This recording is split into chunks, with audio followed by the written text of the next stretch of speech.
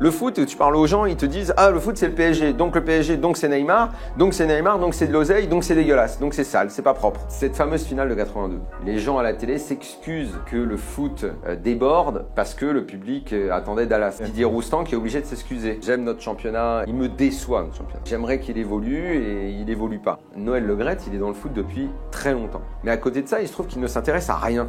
Daniel Riolo dans le CD5 VIP.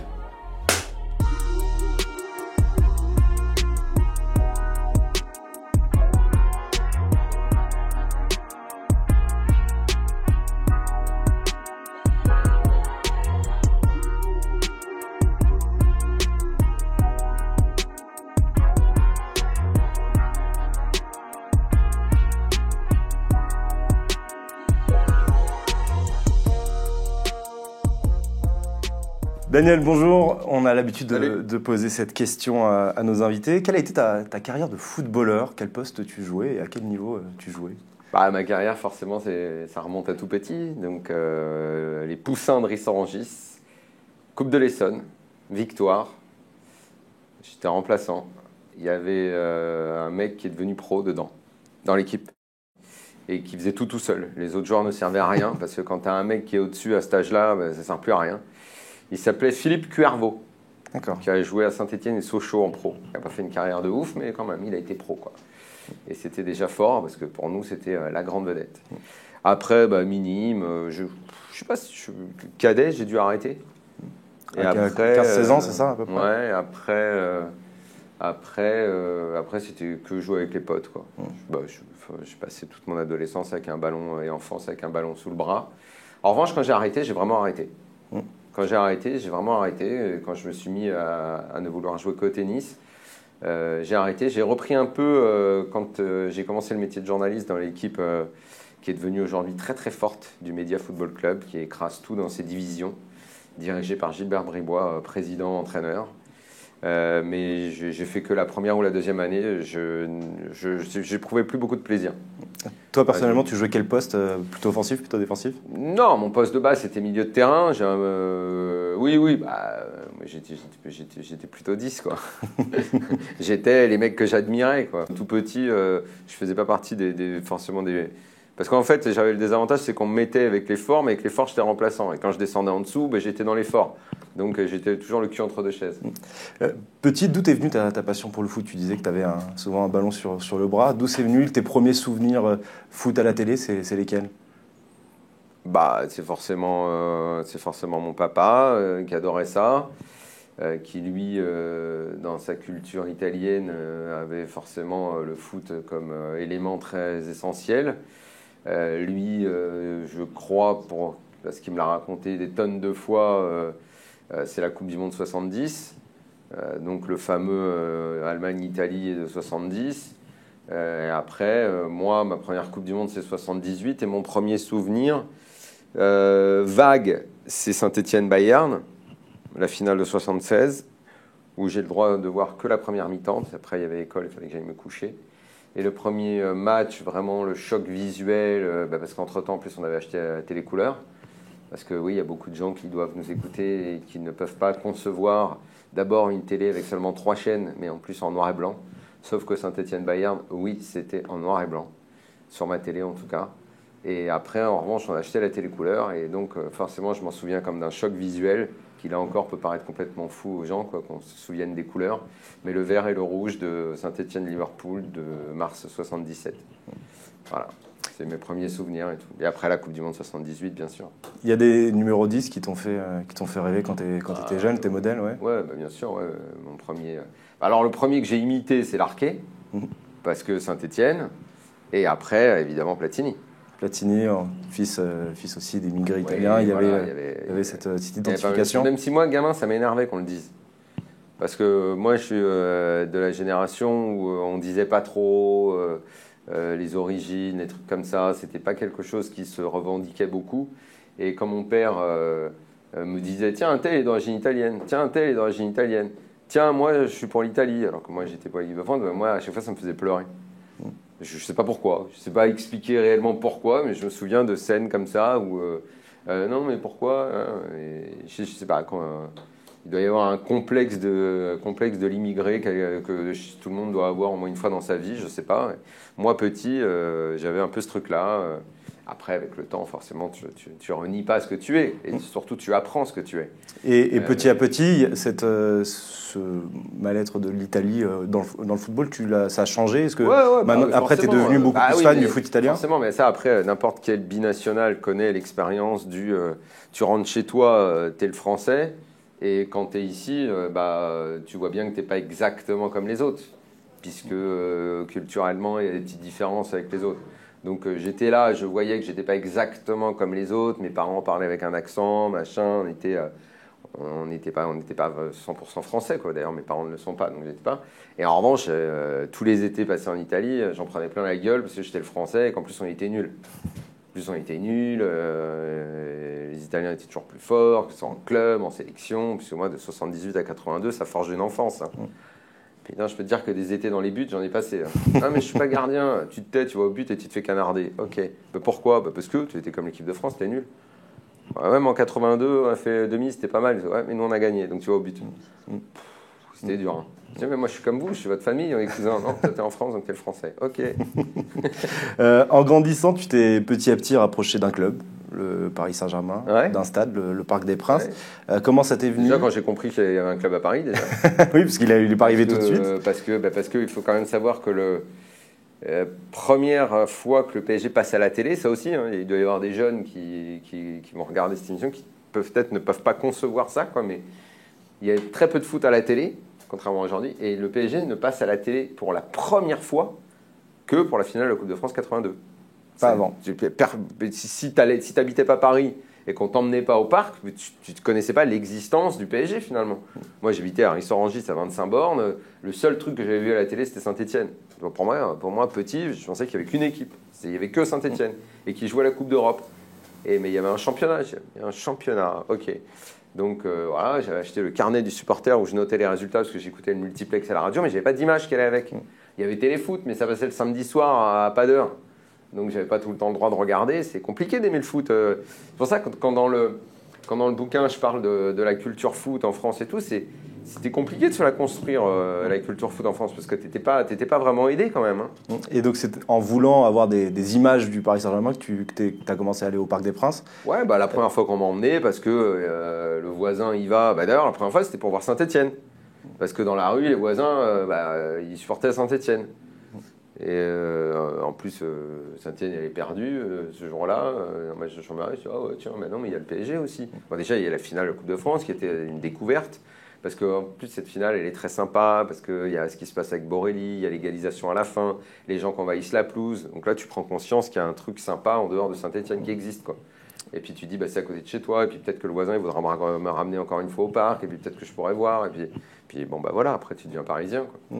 Tes meilleurs et peut-être tes pires souvenirs au Parc des Princes, c'est lesquels? Il y a un match qui revient forcement. Le meilleur, c'est forcément PSG Real. Et c'est la campagne de cette année-là, parce que j'étais tout le temps au parc. J'étais pas je crois que c'est l'année d'après, il y a eu l'abonnement championnat et Coupe d'Europe en même temps. Mais là, non. Donc les places, c'était dur à trouver. Donc je te dis pas au marché noir comment il fallait batailler entre l'argent qu'il fallait réclamer aux parents. Et puis, enfin bon. Mais bon, voilà. Et le pire, c'est quand j'ai arrêté d'y aller. Parce que dans le bouquin, je raconte beaucoup d'histoires perso de mon lien avec le foot. Et les années 2000 au parc m'ont beaucoup marqué. Il y a des pages qui se sont tournées. Pour moi, la violence et tout, ça, au bout d'un moment, ça m'a vraiment gavé, quoi. On va parler maintenant du livre, donc Cher football français, édité par Hugo Sport, un livre dans lequel, par tes anecdotes et ta vision, tu mets le doigt sur les mots, MAUX, de notre foot. Il y a un aspect que j'ai trouvé assez intéressant dès le début du livre, c'est le fait que le foot en France soit déprécié, un peu perçu seulement comme un sport pour ceux qui ne seraient pas cultivés. Comment tu l'expliques et en quoi les événements récents ont corroboré cette théorie? Les événements récents, c'est évidemment ce qui s'est passé pendant la crise sanitaire. Historiquement, parce que ce pays a toujours eu un problème avec le sport. Il a fallu des politiques gouvernementales, comme dans les années 60, quand De Gaulle, devant le marasme de résultats au JO, a développé une politique pour avoir des médailles. Chez nous, cette séparation toujours entre le monde des idées et le monde du sport a fait que le sport a toujours été relégué au second plan. Quand je me souviens cette fameuse finale de 82 du PSG Saint-Étienne. Si tu regardes ce qui se passe ce soir-là, les gens à la télé s'excusent que le foot déborde parce que le public attendait Dallas à la télé. Et dans le commentaire, si vous Comme le match dure plus longtemps. Didier Roustan qui est obligé de s'excuser en disant le foot, on est désolé pour ceux qui attendent Dallas, mais le foot va déborder. Il y a toujours eu effectivement ce côté un petit peu dépréciatif par rapport au foot. Même quand l'équipe de France marchait bien dans les années 80, tu avais des moments un peu de retrouvailles nationales où on fêtait ça, 82, 84, 86. Mais nos clubs, de toute façon, en plus, comme ils avaient énormément de mal au niveau européen, il n'y avait pas de lien fort qui pouvait se faire. Le championnat a été peu suivi. Après, les choses ont quand même évolué parce que Canal+ a donné une véritable vie au championnat de France, a vu d'abord que c'était un produit qui pouvait intéresser les gens. Il y a eu de plus en plus de gens qui ont regardé, qui ont été abonnés. On a eu une petite explosion de notre foot dans les années 90 qui, selon moi, sont les meilleures années du foot français de club. Sauf qu'après, il y a eu, nous, on n'a jamais pu encaisser Bosman parce que nos clubs n'étaient pas assez forts. Et on a toujours eu cette tendance à ne pas retenir nos joueurs et à les vendre. Donc, en fait, nos joueurs sont les plus importants, allaient sans arrêt s'aguerrir à l'étranger. Nous, plutôt que de développer notre football, parce que ça n'a jamais réellement intéressé, on va dire, les investisseurs français d'être dans les clubs français.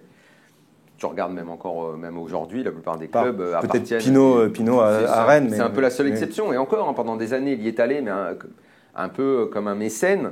Mais il avait donné beaucoup d'argent au départ. Et puis quand il a vu comment ça a été géré, il a dit me redemandez plus jamais rien. Là, après, maintenant, ça fait 3-4 ans que c'est enfin bien géré.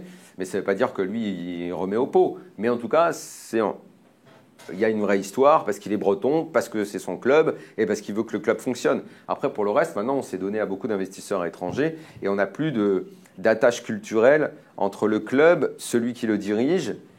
Le supporter tente de se raccrocher à quelque chose, mais ça disparaît peu à peu. Et comme tu n'as pas une histoire à laquelle te raccrocher, en dehors de Marseille, qui est très attaché à son histoire. Ailleurs, il suffit que tu aies un président qui arrive, comme à Bordeaux, et qui semble tout foutre en l'air au lance-flamme. Le supporter, il se sent complètement dépossédé. Et là, tu te dis, c'est ma culture club, ma culture foot qu'on est en train de flinguer, quoi. Pour revenir sur ce qui s'est passé en milieu d'année avec le Covid-19 et l'arrêt du sport français, c'est aussi le symbole. Là, oui, à partir du moment où, d'un coup, comme ça, sans même réfléchir, on dit on arrête tout et qu'on ne semble pas prendre conscience que tu as des milliers de personnes qui travaillent du foot, que ça génère une économie énormissime. Et que, pas que les joueurs en fait, pas que les joueurs. On a la vision le foot c'est les joueurs. On dit c'est le joueur, son salaire indécent. Le foot, tu parles aux gens, ils te disent le foot c'est le PSG, donc c'est Neymar, donc c'est de l'oseille, donc c'est dégueulasse, donc c'est sale, c'est pas propre.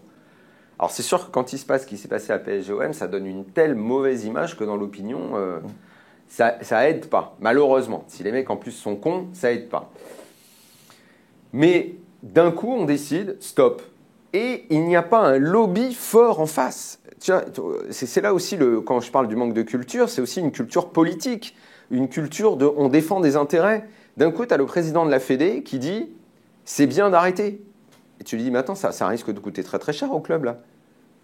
Et il s'en fout. Son intérêt à lui n'était peut-être pas parce que son intérêt n'était pas le championnat de France, il s'en fout. Et Didier Deschamps, notre sélectionneur, pareil, sur la même ligne, qui dit « c'est bien d'arrêter ». Je dis « mais attends, mais les clubs vont morfler là ». Il s'en fout. Et la Ligue, qui est une délégation de la Fédé, ne moufte pas. Ou essaye de moufter, mais comme tous les présidents se tirent dessus et n'arrivent pas à se mettre d'accord, tu n'as pas une voix forte et ils s'écrasent tous devant la décision du gouvernement. Et c'est comme si après, on se dit, attends, mais tu sais que ça représente une économie, qu'il va y avoir quasi 300 millions de pertes, que ça va être terrible. Et encore, heureusement qu'on a un nouveau diffuseur, là, qu'on a enflé il y a 2 ans là, sur un appel d'offres, parce que sinon, on serait complètement à la rue, là. Alors après, ils s'en tirent parce que l'État développe le chômage partiel, un prêt garanti, donc ils vont recoller les morceaux comme ça. Mais tu as l'impression que ça n'embêtait personne. Que le sportif, en fait, le fait que le foot s'arrête, c'était pas grave en fait. Si les intérêts économiques étaient préservés, parce que tous les petits clubs, finalement, tu te dis, mais bon, eux, ils s'en foutent parce que de toute façon, ils ont touché l'argent des droits télé. Et puis de toute façon, les stades, ça change pas grand-chose. C'est pas ça qui rapporte l'argent. C'est pas le marketing développé autour des clubs qui rapporte de l'argent de 80% de nos clubs. Donc en fait, c'est vrai que pour eux, il y avait très peu de conséquences. Ceux pour qui c'était pénible, bah, c'était Lyon, c'était évidemment le PSG. Après, Marseille a opté pour préservons la place en Ligue des Champions, n'allons pas prendre le risque de continuer le championnat. Donc ils se sont mis dans le camp enfin, Hérault s'est mis dans le camp des fossoyeurs. Intérêt personnel, là encore. Intérêt personnel, là encore. Donc tu n'as jamais le sens collectif pour développer ce championnat, malheureusement. Et c'est ce qui fait, selon moi, qu'on ne progresse pas dans la politique de nos clubs, quoi. Et ensuite, forcément, dans les résultats. Puisque de toute façon, en plus, tu as développé une économie qui n'est basée que sur droits télé, vente de joueurs. Droits télé, vente de joueurs. Donc si les droits télé, tu arrives à trouver un diffuseur pigeon qui, à chaque appel d'offres, arrive à te donner une somme, bah, tant mieux. Mais si ça ne tient pas, il faut que les ventes de joueurs compensent, quoi. C'est l'autre pilier. C'est les deux piliers, c'est les droits télé et vente de joueurs. Pour continuer sur la culture foot, tu expliques dans le livre d'ailleurs que toi, en tant que journaliste sportif, bah, tu as été jugé un peu, notamment oui, à Radio France. Je raconte des anecdotes au début, oui, parce que Radio France, c'était vraiment un endroit où le sport était... certaines conférences de rédaction, le mec qui devait y aller, parce que tu sais, tu as tous les journalistes qui sont là et qui doivent dire, bon, qu'est-ce qu'il y a en économie, de quoi on parle, qu'est-ce qu'il y a politique, donc ça. Donc ça discute, c'est très élaboré, bon, bah, alors on va prendre plutôt cet angle. Hein, et le mec qui vient pour dire, bah, dans le journal, je sais pas, on va dire, exemple qui dure 10 minutes. Donc le mec vient pour dire, bah, en sport, il y a ça, donc si ça peut être dans le journal et tout.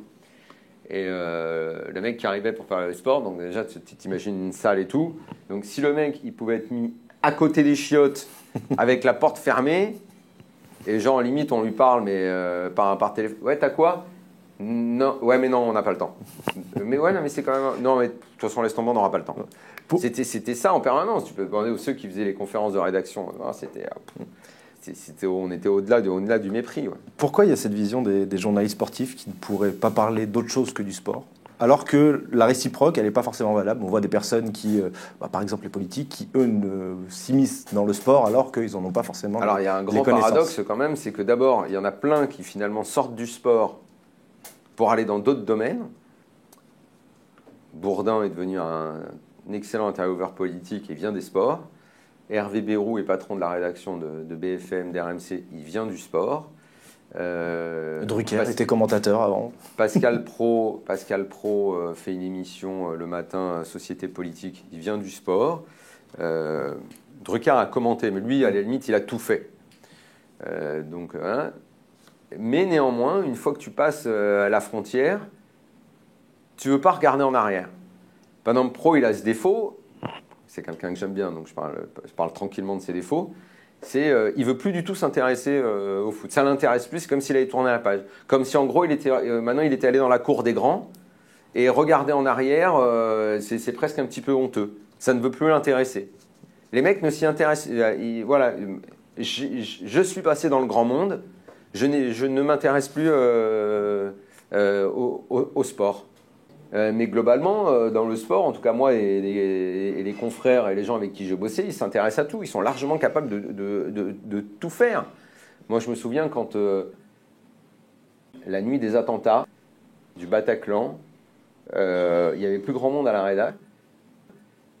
Et comme c'était une soirée foot, parce qu'il y a un match de l'équipe de France ce soir-là, Gilbert est rentré à la rédac, il y avait Jean-Louis Tour aussi, et ils ont tenu la rédac quasiment toute la nuit. À faire de l'infogéné alors que... Et ils l'ont remarquablement bien fait. Et on les a félicités pour ça. Et alors, évidemment, ils étaient contents qu'on les félicite. Mais intérieurement, je sais qu'ils se sont dit, mais en fait, quoi, vous pensiez qu'on n'était pas capable? Mais on est formés, nous. Alors qu'effectivement, tous ceux qui essayent d'en parler du sport, alors qu'ils n'y s'y sont jamais intéressés et qui veulent juste en parler un soir parce qu'il y a un fait d'actualité à raccrocher, là, en revanche, c'est souvent une catastrophe. Et de façon plus globale, oui, souvent, quand ils prennent des décisions, oui, on n'a pas l'impression qu'ils sont connectés réellement à leur milieu. Mais ça, le problème, c'est que tu le retrouves aussi à la direction de certains clubs. Tu as des mecs qui dirigent des clubs, enfin, tu dis, mais attends, mais le foot, tu t'y intéresses depuis quand, en fait? Parce que tu es patron d'un club, mais tu es complètement à côté de la plaque, quoi. Noël Le Graët, il est dans le foot depuis très longtemps. C'est lui qui a créé Guingamp, qui a fait de ce club, c'est un bon homme d'affaires, il a fait de ce club un club de Ligue 1, une ville de 6000 habitants. c'est franchement un exploit. Mais à côté de ça, il se trouve qu'il ne s'intéresse à rien dans le foot. C'est pas étonnant qu'ensuite, il te fasse la sortie catastrophique qu'il a fait hier sur le racisme n'existe pas. Enfin bon, il ne veut pas lier le football et la société. Le racisme en France, si vous voulez, sur l'ensemble... Dans les clubs de foot, dans un match. Hein, oui, enfin là, sur l'ensemble, il faut prendre l'ensemble. Sur un match, il peut y avoir des écarts. Mais on est à moins d'1% aujourd'hui de difficultés. Il y en a eu. Mais vous savez, quand un black, pardonnez-moi, marque un but, tout le stade est debout. Donc non, très franchement, le phénomène de racisme dans le sport et dans le foot en particulier n'existe pas. Ouais, mais tu es complètement à côté de la plaque et tout. Tu es sûr que tu suis le domaine, tu sais ce qui se passe dans tes clubs amateurs, tu suis un peu l'actualité, tu as l'impression qu'il n'est pas... Et si tu prends beaucoup de nos présidents aujourd'hui, ceux qui dirigent Bordeaux, que dalle. À Marseille... Voilà. Pas grand-chose non plus. Non, il faut qu'à un moment... Alors, ils pensent, persuadés qu'ils vont arriver, c'est sûr, on a dirigé telle entreprise, donc c'est la même chose, le foot, on va y arriver. Donc, ça devient cata. Et après, ils sont obligés de prendre... au bout d'un moment, ils réussissent enfin à trouver le bon entraîneur et un directeur sportif qui vont pouvoir faire travailler. Mais en attendant, ils auront fait et accumulé 1000 boulettes. Ils auront eu des problèmes avec le fair play financier. Ils auront fait un peu n'importe quoi. Ils auront été à la merci des agents. Ils se seront fait enfler dans tous les sens. Et ça, tu prends dans les clubs, mais je raconte, je passe en revue plein de présidents, notamment dans des petits clubs moyens, où les mecs arrivent à la présidence des clubs, ils pètent les plombs, quoi, parce que d'un coup, ça devient des vedettes, ils passent à la télé, ils invitent du monde en loge dans le stade, il suffit d'un coup, ils gagnent 2-3 matchs, ils sont bien classés, et ça leur permet d'inviter du monde. Enfin, on en a eu plein des présidents, les Rousselot, des Courrières, Le Garda, tous ces petits notables de province, qui ont pété le carafon quand ils ont eu un petit peu de succès, quoi. Qui ont parfaitement réussi dans les affaires qui étaient les leurs avant le foot. Et dans le football, ils ont coulé les clubs. Ils ont coulé leur club à chaque fois. C'est quand même fou. Alors justement, on va parler de la gestion des clubs. Je pense qu'on est tous d'accord pour dire que Jean-Michel Aulas, c'est peut-être le meilleur président français, celui qui a le mieux réussi, en tout cas sur les 20 dernières années. Pourtant, lui aussi, il gère son club un peu comme une entreprise. Est-ce que c'est le meilleur parce que les autres sont moins bons, ou est-ce que c'est le meilleur parce que son modèle, il marche? Il a réussi incontestablement à monter une magnifique entreprise et un très beau club. Et lui aussi, quand il est arrivé, ne connaissait rien au foot. Il n'avait aucune culture du ballon. Bernard Tapie l'a poussé, il y est allé, il a appris, il s'est bien entouré, il a développé une identité locale, une identité régionale, puis nationale. Il a dominé les années 2000, malheureusement sans être challengé à ce moment-là, parce qu'il est tout seul dans une époque où les rivaux naturels, Paris et Marseille, font n'importe quoi et sont pas bons. Ça lui manque un petit peu d'être challengé à ce moment-là. Après 2010, c'est moins bien, quand même. Après, clairement, pour ce qu'il a construit, il ne peut être que mis en avant. On peut contester ponctuellement les choix, c'est ce que je fais dans le livre et tout. La construction du stade, c'est une très belle réussite. Mais aujourd'hui, on a le sentiment que sportivement, le club n'avance plus depuis 10 ans. Structurellement, il avance. C'est un club qui génère des revenus, qui marche bien. Il y a un stade. J'allais dire, le club est redevenu un acteur européen. Attention à l'épiphénomène, parce qu'il y a eu cette demi-finale de Ligue des Champions. Mais néanmoins, ça faisait 10 ans qu'il n'avait plus été aussi loin. Ça fait 10 ans que même en Coupe d'Europe... Il y avait eu une demi-finale d'Europa League un peu contre l'Ajax aussi. Mais... Je pense quand même que le destin, la vocation de Lyon, c'est d'être en Ligue des Champions. Même si attention, je ne réduis pas l'Europa League, c'est déjà très bien. Nos clubs sont tellement mauvais en Europa League que quand il y en a un qui va loin, tant mieux. Mais en l'occurrence, je pense que la vocation, c'est d'être au moins 2 fois sur 3 en Ligue des Champions pour Lyon. Donc ça faisait très longtemps qu'ils y avaient disparu. Ils n'y sont pas encore cette année. Ils sont en train de se mettre une pression énorme parce qu'il faut absolument qu'ils y soient l'année prochaine. Donc attention, les décisions... Dans le livre, tu énumères les choix sportifs qui ont été un peu mauvais sur les 10 dernières années. Il y a eu des bons transferts. Et les recrutements... mais il y a eu des recrutements qui ont été ratés. Des bonnes affaires. Mais sportivement, on s'aperçoit, si on regarde de plus près, que finalement, Lyon n'a tenu son rang en France, parce qu'au niveau européen, il n'y a quasiment rien eu, mais en France, avec le centre de formation. Lopez, Umtiti, Lacazette, Tolisso, Fekir, moi j'élargis même à Gonalon, Ferry, grenier, même si ça a duré une saison, 2 saisons. Mais si tu prends de 2010 à aujourd'hui, moi, je pense que Lyon a plus tenu son rang grâce à ça que grâce au recrutement. Parce que recrutement, depuis Lisandro, il n'y a pas eu un mec qui a apporté quelque chose au club. Il y a eu des bonnes affaires, des mecs que tu as achetés, que tu as revendus, ça d'accord, mais donc là on parle de finances, mais pas de sportifs. Au sportif, tu fais la liste, je l'ai fait dans le bouquin, franchement, tu as des mecs, tu as même oublié, qui sont passés et qui ont coûté quand même un petit peu de blé. Quand tu mets bout à bout les Beauvus, les Ribus, les Diakité, enfin je ne fais pas toute la liste. Mana, Non mais il y en a plein quand même.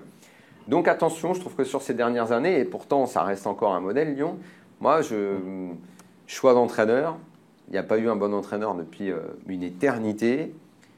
La bonne chose, c'est d'avoir fait revenir Juninho, mais maintenant, Juninho, il va falloir qu'il travaille, qu'il réussisse les départs, les arrivées, qu'il fasse son boulot de directeur sportif et qu'il choisisse un entraîneur qui redonne envie aux gens de regarder Lyon. Lyon, c'est une belle ville, c'est un club où il y a de l'argent, c'est un beau stade. Lyon, ça ne peut pas jouer à 5 derrière en bétonnant. Il y a tout pour avoir quelque chose de beau. Eh oui, Lyon à la fin, ça devient mal exploité au final. Parce que tu peux pas être une équipe où tu te fais chier quand tu la regardes. Et ces dernières années, les supporters lyonnais ont plus souffert qu'ils ne se sont réjouis quand même. Il y a un dirigeant qu'on a souvent assimilé à un homme qui ne connaissait rien au monde du foot. C'est Vincent Labrune. Bon, aujourd'hui, il est président de la LFP. Non, qui connaît rien, c'est pas vrai. C'est un mec qui aime ça. Non, moi je dis pas qu'il connaît rien. Je dis qu'à un moment, maintenant, vu qu'il est président de la Ligue, il va pouvoir le faire. Mais ce que je disais, c'est qu'il voulait se mêler de tout. En gros, il est pote avec tous les présidents, il les appelle, il leur dit tu devrais faire ça, tu devrais faire ça, tu devrais recruter un tel, tu devrais recruter ceci, cela. Il se mêlait du mercato. Il se mêlait du mercato de plein de clubs. Il était associé dans une boîte d'agents. Il s'occupait de la production télé de certaines chaînes de télé. Enfin, il a des billes un petit peu partout. C'est une sorte de... C'est presque un politicien, en fait. Ouais, c'est un mec, c'est monsieur je sais tout, je suis dans tous les milieux et tout. Mais attends, c'est un mec intelligent, Vincent Labrune. C'est un mec qui sait faire. Et le foot, non, le foot, il aime ça. C'est pas un expert. Je pense qu'il a découvert le foot un peu tard. Il n'a pas ça vraiment dans ses gènes depuis qu'il est gamin. Non, mais bon, ne serait-ce que parce que quand même, alors l'idée n'est pas de lui, mais bon, néanmoins, il a mis Bielsa à Marseille. Et rien que pour ça, je suis indulgent. Bon, après, il n'a pas su le retenir, donc c'est un peu un problème. Dans le livre, tu parles des échanges que tu as eus parfois avec Didier Quillot, l'ex-directeur général de la LFP. On est parfois désolé par le niveau de jeu qu'on a en Ligue 1 et en équipe de France. Est-ce que le jeu, c'est une des priorités pour notre foot français ? Quand je discutais avec Didier, je lui disais, mais toi, ton boulot, c'est de vendre le foot. Tu l'as bien fait, tu as trouvé Média Pro, tu vas essayer de relever les droits de ça, tu vas développer ci, tu vas faire ci, cela, machin, tes campagnes marketing, tout. Je lui dis, c'est super. Mais n'oublie pas que ce qui se passe sur le terrain, c'est capital. Et que quand il ne se passe rien et que le niveau est aussi nul, toi, à côté, t'es comme un vendeur avec un produit dévalué. Et il me répondait, et là-dessus, il a raison. Il dit, mais moi, je ne suis pas le président des clubs. Je ne suis pas l'entraîneur. Ce n'est pas moi qui vais développer la politique de formation des entraîneurs, des recrutements. Le président, il fait ce qu'il veut. Quand il recrute un entraîneur, l'entraîneur, c'est un bétonneur ou s'il n'arrive pas, machin et tout. Il dit, moi, ça, ce n'est pas mon boulot. Et là-dessus, il avait raison, ce n'est pas la Ligue qui fait ça. Le problème, c'est que la DTN, c'est la Fédé. Et le DTN, pour la Fédé, c'est pas non plus une priorité visiblement non, je crois qu'ils s'en foutent complètement. Bon, le Gret, de toute façon, se fout de tout. Donc DTN, il a nommé un mec qui s'était fait virer de Lyon parce que là, ça dit, tiens, comme je l'ai viré, le pauvre, reprends-le. Donc il a foutu DTN. L'autre, franchement, on ne sait pas ce qu'il fait. Tu vois, on dirait un emploi fictif, quoi. Tu vois, le mec, tu fais un sondage, tu ne sais même pas qui est le DTN, quoi. Peut-être que c'est moi qui surévalue le rôle du DTN, de ce que ça devrait être en France. Mais bon, j'ai l'impression qu'il n'existe pas, le mec.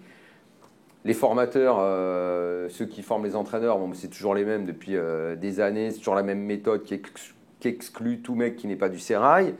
De ce côté-là, on n'avance pas. Donc au final, c'est normal que sur le terrain, tu retrouves cette qualité médiocre de jeu. Tu ajoutes à ça la politique des clubs qui est de vendre les joueurs. Les joueurs se sentent comme des marchandises. Donc ils arrivent, ils s'en foutent. Ce qui compte, c'est de signer vite le contrat pro et puis surtout très vite de se barrer à l'étranger. C'est compliqué, c'est super compliqué ensuite d'aller proposer du jeu sur le terrain, puisque de toute façon, tu ne développes pas de projet collectif à long terme. Dès que tu as un mec qui prend un peu de valeur, il fait ce qu'il veut, l'entraîneur veut le sanctionner ou dit attention, c'est le collectif qui compte et tout, le président il fait oh, ouais, t'es mignon, mais lui là, moi je compte le vendre 50 l'été prochain, donc t'es gentil avec lui, tu me le dévalues pas, tu le fais jouer quoi. Donc il n'y a plus d'autorité, il n'y a plus de mise en place d'un projet, et puis c'est fini en fait. Le projet c'est de vendre les joueurs, c'est pas de développer du jeu. Les dirigeants français, quand on leur parle de ça, du jeu, ils se plaignent souvent du budget par rapport aux autres clubs européens. Est-ce que c'est une bonne raison ? Tout le monde sait aujourd'hui que ça c'est une tarte à la crème, ça ne veut rien dire du tout. Ça ne veut rien dire du tout, c'est du vent, il y a même plus... Moi je perds même plus mon temps à prouver là-dessus, à argumenter. C'est pas vrai, il suffit de regarder les résultats en Coupe d'Europe, quand tu te fais taper par des équipes qui ont 10 fois moins d'argent que toi. Il y a partout en Europe des équipes qui ont des petits budgets, qui arrivent à développer du jeu. Chaque année en Ligue des Champions, en Coupe d'Europe, tu vois des clubs avec pas beaucoup de moyens qui jouent 10 fois mieux au foot que ce que toi tu proposes dans tes clubs. Quand tu vois l'Atalanta encore cette année par rapport à Lyon, il y a plus d'argent qu'à l'Atalanta. Donc on te raconte n'importe quoi, c'est comme sur les impôts. Tout ça, c'est des mensonges, c'est des fausses excuses, tout ça. Nous, au Club des 5, on s'intéresse aux 5 grands championnats. Alors à la fin du livre, il y a un propos que tu tiens qui est intéressant, peut-être surprenant. C'est que tu es favorable à la Super League européenne. Pourquoi ça serait bien pour le foot français qui est cette Super League européenne ? C'est le seul espoir pour 3 ou 4 de nos clubs qui seront admis, quoi. Parce que sinon, je ne vois pas comment la Ligue 1 peut se développer. Parce que si la Ligue 1 devient un centre de formation, et elle est déjà un centre d'information pour les clubs européens, comment tu vas augmenter l'attractivité de notre championnat ? Donc ça veut dire que tu as le PSG qui déjà est totalement déconnecté de notre championnat. Donc déjà, eux, ils sont à part. Donc déjà, eux, le championnat, ça ne les intéresse plus. Même les supporters du PSG, le championnat, ça ne les intéresse plus. Donc déjà, c'est compliqué. Marseille et Lyon, pour se développer économiquement, à l'échelle de la Ligue 1, surtout si tu ne réussis pas dans 4 ans à avoir autant d'argent que tu en as eu là par le biais de Mediapro, imagine que du milliard, tu passes à 700 millions. Donc déjà, eux ont moins d'argent. Donc déjà, au niveau européen, ils n'existent plus. Donc ils ont moins d'argent en caisse et les propriétaires de ces clubs-là vont vouloir encore plus vendre de joueurs. Donc tu ne proposeras plus rien. Donc, à contre-cœur, je dis que pour Marseille, pour Lyon et encore plus pour le PSG, aller dans une ligue semi-fermée où chaque année, ils auraient l'opportunité de jouer un championnat, parce que là, pour le coup, il y aurait beaucoup plus de matchs, ce serait un développement économique bien plus important, ce serait un développement sportif, parce que tu offrirais à tes supporters beaucoup plus d'affiches contre des équipes européennes, toi-même, tu te développerais, tu progresserais, les joueurs que tu recrutes, tu vas leur expliquer que tu es dans un projet avec un championnat européen à jouer. Parce qu'aujourd'hui, quand tu es Marseille, que tu cherches un attaquant, même entre Benfica et l'OM, le mec, il va à Benfica. En fait, on ne veut pas ouvrir les yeux là-dessus, mais même un club comme Marseille a très peu d'attractivité. Moi, j'en dis très, très peu. Tu vois, au niveau de la Ligue 1, ils peuvent faire une bonne saison, mais quid du niveau européen ? Ils peuvent recruter très bien en Ligue 1, voire en Ligue 2, mais aller chercher... Ils n'ont même plus beaucoup d'argent aujourd'hui. Aujourd'hui, c'est pas trop. Ils n'arrivent même pas à garder un gamin comme Liadji, ça se trouve, c'est même pas un joueur fort, on n'en sait rien. Mais les gamins se disent déjà, tiens, je vais aller à Lille, parce qu'à Lille, je serai vendu plus vite. J'aurai du temps de jeu, tout ce qui est vraiment pas vrai, hein, mais bon, lui a cru ça. Donc... l'attractivité de nos clubs, il n'y a que le PSG qui en a, mais parce qu'ils surpayent les joueurs. Pour terminer, je vais te poser une question qui peut paraître un peu bateau quand on lit ce constat sévère peut-être sur le football français. Est-ce que tu l'aimes, le football français ? Est-ce que tu as envie qu'il progresse ? Est-ce que c'est fait pour que nos instances peut-être réfléchissent un peu plus ? Moi, je ne crois pas que quoi que ce soit puisse changer et que le livre ne changera rien. C'est un constat. C'est mon voyage sur les 20 dernières années dans le foot français. Je pense que les gens qui le liront vont apprécier, vont partager beaucoup de mes constats. Je ne leur dis pas je vais changer quoi que ce soit. On ne me demandera pas de devenir président de la Ligue, ni même d'y travailler. Ça ne t'intéresserait pas d'avoir des responsabilités ? Mais on ne me demandera pas. De toute façon, chacun son métier. Bon, moi, je suis journaliste, je ne demande pas à être autre chose, quoi. Ceux qui seront d'accord avec moi, très bien. Ceux qui ne le seront pas, tant pis, si j'ai l'occasion de débattre avec eux, je le ferai. Je le fais depuis des années maintenant. Oui, ça peut paraître un petit peu sadomaso, mais j'aime notre championnat. Il me déçoit, notre championnat. Il me déçoit. Et j'aimerais qu'il évolue et il n'évolue pas. Mais c'est quand même le championnat que je regarde en priorité. Après, évidemment, quand tu zappes et que tu tombes sur Liverpool-Leeds, forcément, c'est un choc. On pourrait faire mieux. On pourrait faire mieux. Moi, je me demande, c'est même pas moi, parce que moi, j'ai 50 ans, tu vois. Mais moi, mon fils, il a 12 ans, il adore le foot, tu ne peux pas le mettre devant les Ligue 1. Ça l'intéresse pas. Il s'en fout. Il regarde son équipe, en l'occurrence le PSG. Le reste, il n'y arrive pas. Et il dit, mais papa, c'est nul, je m'endors. Et il regarde les autres championnats et il dit, bah, et donc, qu'est-ce qui va se passer avec... Moi, quand j'avais son âge, ne serait-ce que voir un match de foot à la télé, c'était un événement. Aujourd'hui, il y en a 1000, donc il s'en fout, il peut choisir. Qu'est-ce qui va se passer quand on a la liberté de choix, on choisit moins la Ligue 1. Qu'est-ce qui va se passer dans cette génération-là? Est-ce que les mecs vont vouloir regarder? Ils vont vouloir regarder leur club. Mais même leur club, en dehors de Paris, Lyon, Marseille, tu regardes les audiences d'un match, pas Montpellier-Bordeaux, allez, qui ne sont pas en plus des équipes anonymes. C'est ridicule, en fait. Ça intéresse 2 groupes de supporters, c'est tout, quoi. Tu vois, donc le fan de foot ne va pas aller vers un Montpellier-Bordeaux. Bah non. Merci Daniel d'avoir accepté notre invitation. Cher football français, c'est aux éditions Hugo Sport, ici en librairie. Merci. Merci.